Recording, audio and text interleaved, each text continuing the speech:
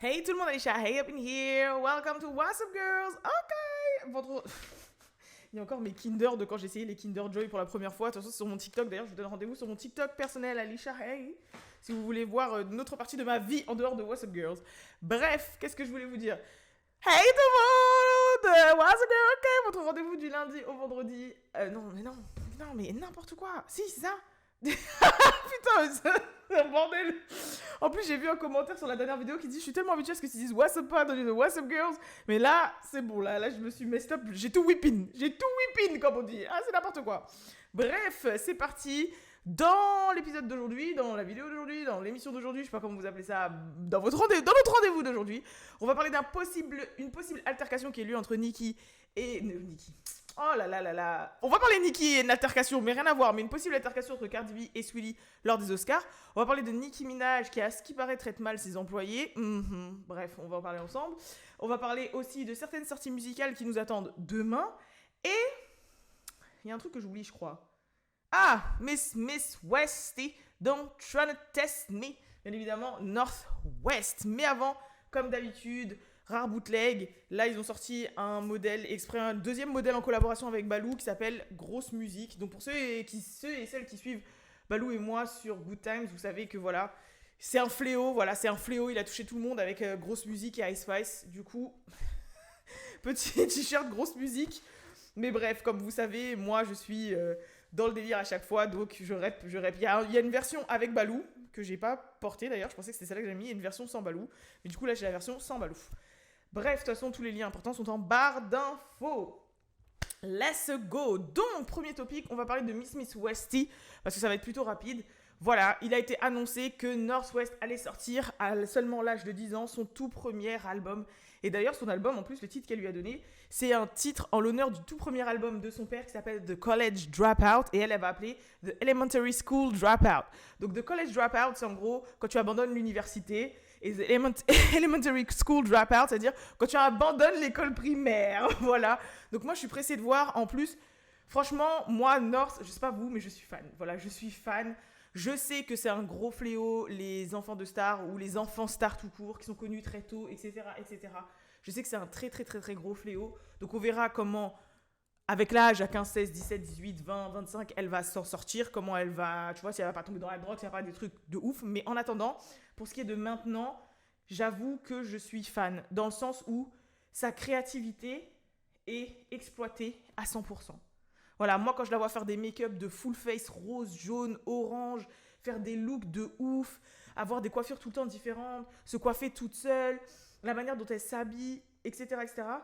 Genre franchement, j'admire sa créativité, le fait qu'elle fasse du basket, qu'elle touche à tout. On dirait que dès qu'elle veut apprendre quelque chose, dès qu'elle veut toucher quelque chose, ses parents lui mettent un prof, l'emmènent, font les choses pour qu'elle exploite vraiment, vraiment sa créativité. Et il y a aussi le fait qu'on ressent vraiment que c'est la grande sœur de la fratrie. Et étant une grande sœur de fratrie, je peux dire que je me ressens beaucoup quand je la vois en elle, tu vois. Donc, franchement, non, je kiffe. Et il y a un gros, gros délire de transmission entre ses parents et elle. Que ce soit Kim Kardashian avec l'utilisation des réseaux sociaux, tout ce qui est la créativité en lien avec la beauté, l'influence, etc., etc. Et du côté de son père, pour tout ce qui est l'artistique, en fait, clairement, genre, que de la manière dont elle s'habille, de la manière dont elle kiffe la musique, sa culture. Et ça se voit qu'il y a une vraie transmission entre elle et son père pour la culture musicale. Surtout quand des fois, il y a plein de fois où tu la vois porter des vêtements vintage de son père, des vêtements vraiment légendaires de son père. Du coup, même jusqu'à l'époque de College Dropout et tout. Bah franchement, c'est ouf. Et de savoir que là va sortir un album, sachant que Miss Westy, faut le dire, c'est un hit, tu vois. Donc j'attends de voir. Après, ça va être cute. Je pense pas que ça va être un truc non plus de 15 sons avec des feats de ouf, parce que franchement, elle a une voix de petite. Mais ça fait depuis qu'elle est petite qu'elle a envie de chanter, qu'elle s'essaye. Vu qu'elle teste tout et qu'elle a envie de tout faire, j'avais même vu une vidéo où en fait, elle avait carrément fait la DA de son clip. Avec les moodboards, les scènes, les différentes scènes. Elle avait pris des images de Pinterest pour avoir justement... comment on appelle ça déjà? C'est moodboard, mais... bref, vous m'avez capté. Et franchement, je disais, mais cette petite, elle est super, super créative. Et c'est vrai que, après, pour un aspect personnel, elle me rappelle pas mal de choses sur moi quand j'étais petite. Quand je m'étais créé un propre langage, quand j'inventais des chorés, j'inventais des comédies musicales, je montais des spectacles, enfin voilà, tu vois, et genre, donc du coup, je kiffe. Ce que je vois, je kiffe. Donc je sais pas vous, mais en tout cas, moi pour le moment, en plus, je ressens pas forcément l'enfant de star qui est déconnecté, qui grandit trop vite, un peu comme Blue Ivy. Blue Ivy aussi, c'est bien géré, genre je sens pas le truc trash. Enfin, voilà quoi. Tu vois ce que je veux dire? Enfin bref. Donc en tout cas, on attend l'album de Miss Westy de Elementary School Dropout. Après, j'espère quand même qu'elle n'a pas abandonné l'école primaire pour autant, qu'elle va bien passer en 6e comme il se doit au collège. Et je pense que justement, c'est un jeu de mots pour dire que comme là, elle a 10 ans, elle va sur ses 11, elle va passer en 6e et au collège. Et donc, du coup, qu'elle quitte l'école primaire, donc de Elementary Dropout. Mais je ne pense pas qu'elle va arrêter l'école à 10 ans, je ne pense pas. Donc, voilà. Deuxième topic dont vous voulez vous parler. Je vous avais dit Miss Nicki Minaj, qui est dans une semi-sauce parce que, soi-disant, elle traite mal ses employés. Donc, d'où est sortie cette sauce? En fait, il y a une vidéo de Nicki qui circule où, en gros, elle est sur scène et il y a la fameuse personne qui est responsable de ses cheveux, je pense, parce qu'on voit que la meuf arrive avec un peigne dans les mains pour la recoiffer. Sur scène en plein show, sauf que en fait c'est les en fait je sais pas comment vous expliquer. Moi au début je pensais que c'était les backstage ou c'était qu'avant que la scène s'ouvre ou quelque chose comme ça, mais en fait pas du tout. Vous voyez, je vous avais mis une scène où il y avait des espèces de boîtes où il y a Harajuku Barbie, Chang-Li, Roman, tout ça. Et après, t'as les techniciens qui viennent, qui déplacent les boîtes. Et derrière, t'as les escaliers avec la scène qui monte. Et en fait, c'était au moment où ils déplaçaient les décors qu'elle est venue se faufiler pour machin. Donc, il y a peut-être certaines personnes qui l'ont vu, d'autres pas. Mais en tout cas, ça a circulé sur les réseaux sociaux. Et en fait, on voit Nicki complètement énervée et carrément prendre la femme par les épaules, la retourner, dire va là-bas, etc. Et du coup, on voit que ça a l'air d'être quand même une petite embrouille, on va dire ça comme ça. Moi, ce que j'ai pas aimé, c'est le hate train, entre guillemets, bien évidemment, parce que Nicki Minaj a vécu pire, envers Nicki Minaj à la suite de cette vidéo, dans le sens où, en fait, t'as rien à faire sur scène en plein show, alors que le show est en cours. Peut-être si tu veux t'emmerder la wig, bah tant pis. Comme elle a dit Beyoncé, somebody's getting fired. Combien de fois Beyoncé s'est énervée sur scène par rapport à quelqu'un du staff ou un truc comme ça, où on a pu voir d'autres artistes comme ça. Je sais que Mariah Carey n'y va pas de main morte, par exemple, etc. Pourquoi? Dès que Nicki Minaj le fait, il faut qu'elle soit diabolisée pour l'avoir fait, en fait. C'est ça que je comprends pas. Genre, après, je sais qu'il y avait une image comme quoi elle avait arraché le micro des mains à une fan parce que la fan ne connaissait pas les paroles. Moi, personnellement, la manière dont je l'ai pris, pareil. Petite S-Train, ouais, ça se fait pas ce qu'elle a fait, nanani, nanana, c'est childish et tout. Ouais, c'est Nicki. Elle nous a vendu une personnalité, elle nous a vendu un branding, etc. Et j'avoue qu'elle, ça doit lui faire chier de passer le micro à quelqu'un qui a un peu messed up les paroles ou un truc comme ça. Et donc, elle a un côté un peu petty, d'ailleurs, c'est devenu son nom de famille, mais je pense pas que c'était dans le style manque de respect, tu vois. C'est en mode. Bah voilà, c'est son côté un peu edgy. Enfin, je sais pas, moi j'ai tout interprété comme ça. Et je trouve que là, les gens, ils essayaient de faire un gros pataquès de sa tournée. Ils voulaient commencer à tourner. Je crois qu'ils ont senti que ça se passait un peu trop bien. Du coup, ils ont voulu tourner un petit peu certaines actions de la tournée en mode bad buzz. Mais, enfin voilà quoi. Genre, encore heureux que quand t'emploies des gens et que tu les payes, surtout quand c'est pour ta wig. Et on sait que quand c'est pour Nicki Minaj et sa wig, c'est très important. Encore heureux que si la personne est fucked up, bah elle se fasse réprimander quoi. Enfin, vous voyez ce que je veux dire, genre que moi si elle est fired et qu'elle prend une autre wig artiste, je peux comprendre parce qu'au final, un faux pas comme ça, regardez ce que ça fait sur les réseaux, tout le monde en parle, après c'est repartagé, nanani nanana, ça aurait pu être plus big, hein, je vous cache pas, mais quand même, moi je l'ai vu passer plusieurs fois sur ma TL quoi. Donc bref, voilà, dans certaines pour les petites anecdotes. Enfin, avant de passer aux news musicales, petite histoire qui circule concernant Cardi B et Saweetie. Donc, comme vous le savez, il y a eu les Oscars, ok? D'ailleurs, c'était l'Oscar le plus regardé depuis je sais pas combien de temps, les 4 dernières années, etc. Moi, cette année, je vous cache pas que j'ai pas regardé. J'ai vu que c'était Oppenheimer qui avait tout raflé, de ce que j'ai compris. Mais j'avoue que je n'ai pas spécialement regardé. Mais en attendant, comme d'hab, j'ai vu et constaté le tapis rouge. Et est-ce qu'on peut prendre un moment, s'il vous plaît, pour contempler et acknowledge, comme on dit, le corps de Miss Ciara, s'il vous plaît. Ciara qui a fracassé Internet avec son baby weight. Déjà, depuis qu'elle a eu son dernier enfant, son baby weight, tout le monde en parle. Mais là, sur le carpet. J'étais là, je dis, non, franchement, elle a dû faire 4 enfants quand même pour avoir ce body. Mais waouh! Et franchement, c'est vraiment l'un des trucs que les gens ont le plus parlé par rapport au red carpet. Bon, il y a eu Vanessa Jones qui a annoncé sa grossesse, etc. Mais j'avoue, Sierra, non, franchement, ah là là là là là. Mais j'avoue que cette dame, c'est, voilà, pareil, Black Don't Crack, et plus l'âge, plus, je sais pas, elle est unbothered et tout. Moi, Ciara's Prayers, hein, Ciara's Prayers, comme on dit. Bref, mais sinon, à part ça, après, il y a des tenues qu'on fait parler. Pour moi, de ce que j'ai compris, c'est que la thématique était noire, en fait. J'arrêtais pas de voir des gens à dentelle et noir, tout le temps, noir. Tout le monde habillé en noir, quasiment, à part 2-3 exceptions, genre comme Zendaya, Ciara... une autre actrice, je sais plus comment elle s'appelle, qui était super belle avec une robe en lavande. Mais sinon, c'est beaucoup de. On dirait que c'est un enterrement. Après, je peux comprendre, c'est les Oscars. Peut-être qu'il y a un dress code, ou peut-être que c'est en mode, ouais, Oscar, c'est black and gold, black on black. Mais wesh. Genre, au bout d'un moment, j'avais l'impression d'assister à un peu à un enterrement, quoi. Bon, j'ai vu que l'espèce, elle fait parler parce que son truc transparent à dentelle, je sais pas quoi. J'ai pas envie de m'attarder là-dessus, genre en mode, voilà, elle était très jolie, elle a le corps pour, vas-y, éclate-toi, chérie. Qu'est-ce que vous voulez que je vous dise, en fait? Franchement, je sais pas, I don't know. Bref, mais en tout cas, en ce qui concerne Cardi B et Saweetie, il y a eu, forcément, après un événement, une after party. D'ailleurs, il y a des gens qui ne sont pas invités à la cérémonie même, parce que c'est pas des acteurs, des actrices, des réalisateurs, des actrices, et c'est eux qui sont favorisés, mais qui sont invités à l'after party, bien sûr. Donc d'ailleurs, je crois que tout ce que je vous dis, Sierra, tout ça, c'était pas à la cérémonie même, c'était à l'after party. Mais bref, peu importe. C'est l'événement dans son ensemble des Oscars. D'ailleurs, moi, je suis prête pour les Met Gala de cette année. Et en gros, à l'after party, il se trouverait, allegedly, qu'il y aurait eu une altercation entre Cardi B et Saweetie.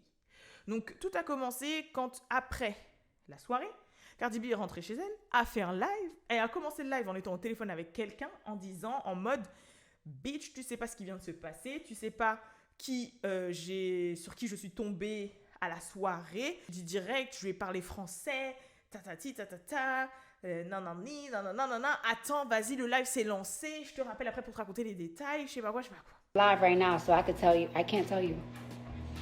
But I'm gonna tell you as soon as I get the fuck off this phone. So far, it went smooth.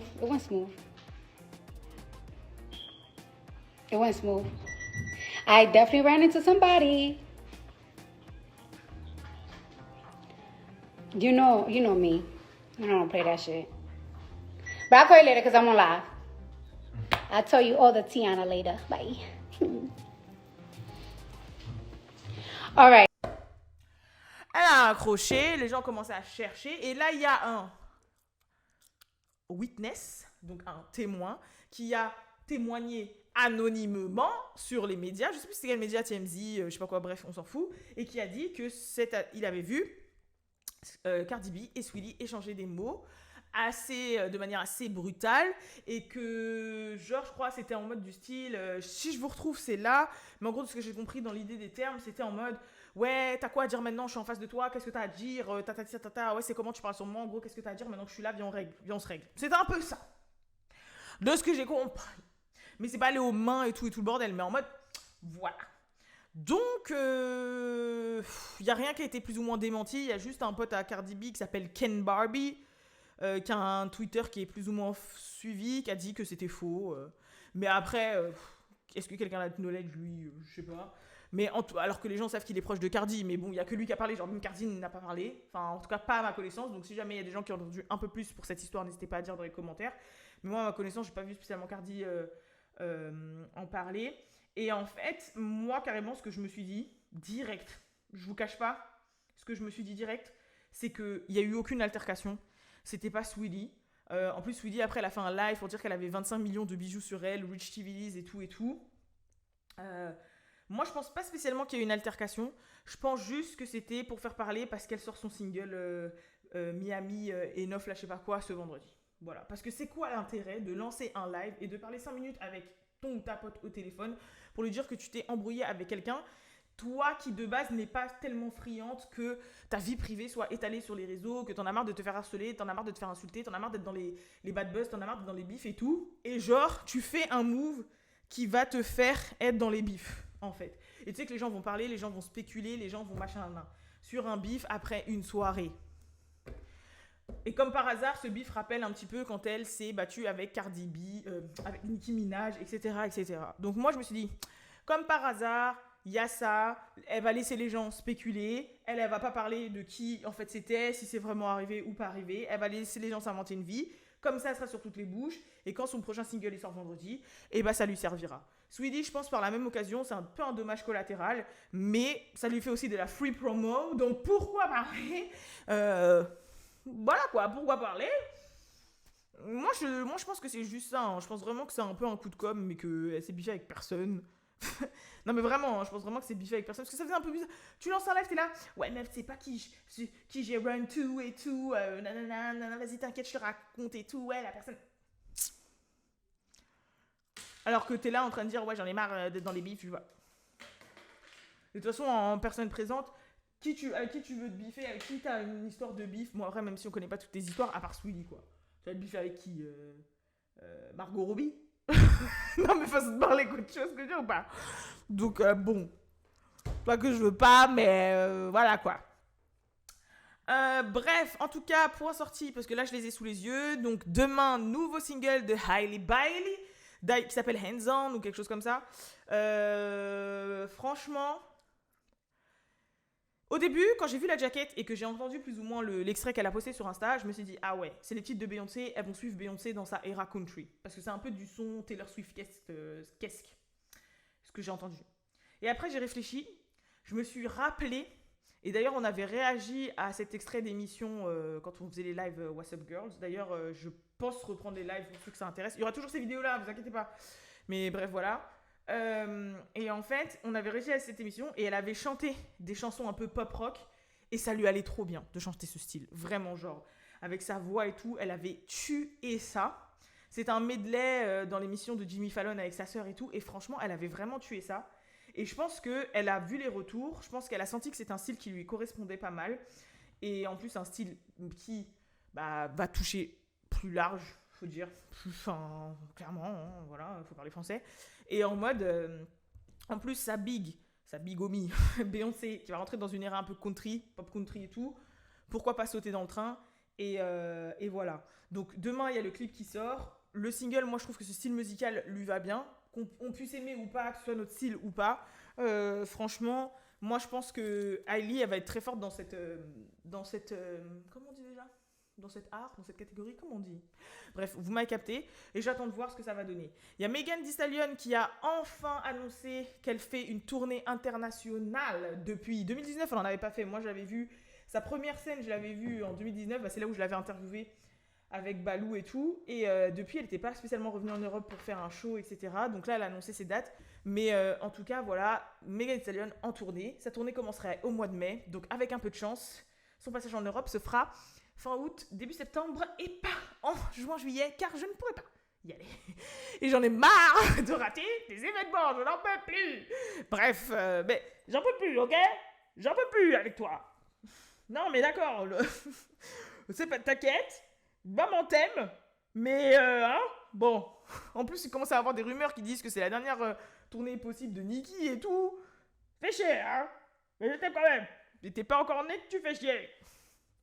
Bref, mais en tout cas, non mais en tout cas voilà. Et il y a quoi d'autre encore? Mais je suis bête, je suis alors que je l'ai sous les yeux. Oui, enfin, SZA qui va sortir sa version deluxe de SOS qui va s'appeler Lana. Elle a partagé un extrait de son prochain single et demain elle va sortir le remix avec Flo Milli. Vous savez la reprise de Ron Artest là. Never